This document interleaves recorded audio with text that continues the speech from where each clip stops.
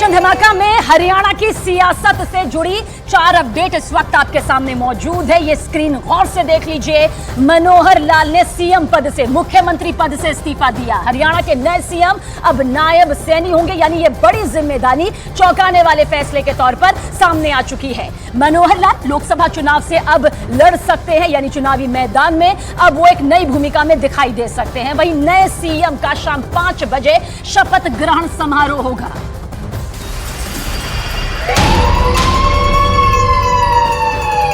Election धमाका, बड़ी खबर, हरियाणा के नए मुख्यमंत्री नायब सैनी होंगे। ये बड़ी जिम्मेदारी उन्हें मिल गई है। उन्होंने राज्यपाल से मुलाकात कर सरकार बनाने का दावा भी पेश कर दिया है।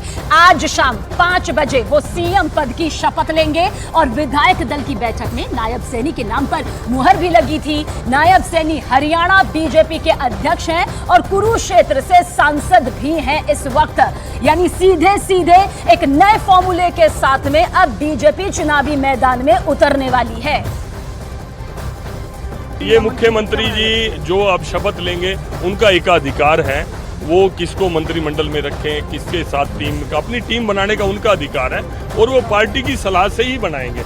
ये एक सेकंड स्टेप है। अभी पहला स्टेप ये था विधायक दल की बैठक हुई जो आपके सामने है।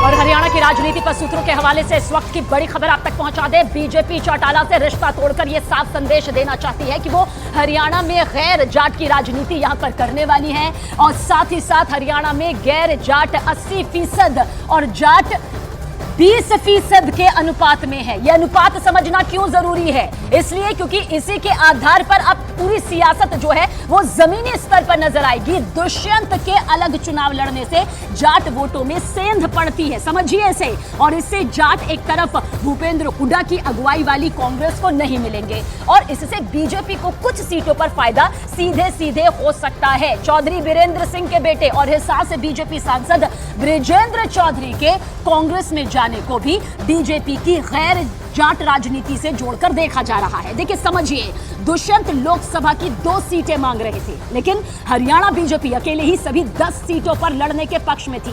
बीजेपी दुष्यंत चौटाला को बर्खास्त नहीं करना चाहती थी, इससे गलत राजनीतिक संदेश जाता। इसलिए पूरी कैबिनेट का इस्तीफा हुआ। एक बार फिर कैबिनेट का गठन होगा। 1-2 पुराने मंत्रियों की छुट्टी भी हो सकती है। राज्य में विधानसभा चुनाव वक्त पर ही होंगे, लोकसभा के साथ कराने की कोई बात नहीं है। उप मुख्यमंत्रियों को लेकर हालांकि अभी तस्वीर साफ नहीं हुई है। यह भी हो सकता है कि जातीय समीकरणों को साधने के लिए 2 डिप्टी सीएम बना दिए जाएं।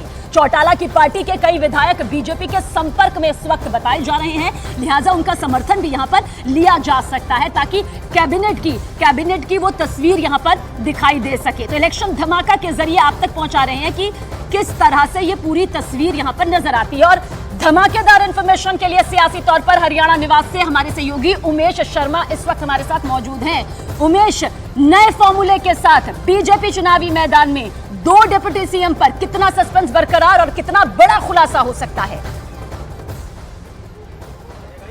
जी बिल्कुल, देखिए नायब सिंह सैनी हरियाणा के नए सीएम का ऐलान हो चुका है। विधायक दल की बैठक हो चुकी है, राज्यपाल के पास दावा पेश किया जा चुका है। अब इसी हरियाणा निवास जो एक पावर सेंटर बनकर उभरा है पिछले कुछ घंटों से हरियाणा की राजनीति में, तो अंदर चर्चाओं का दौर जारी है। अंदर जो नया मंत्रिमंडल है उसको लेकर चर्चा चल रही है, किस तरह से समीकरण बनेंगे।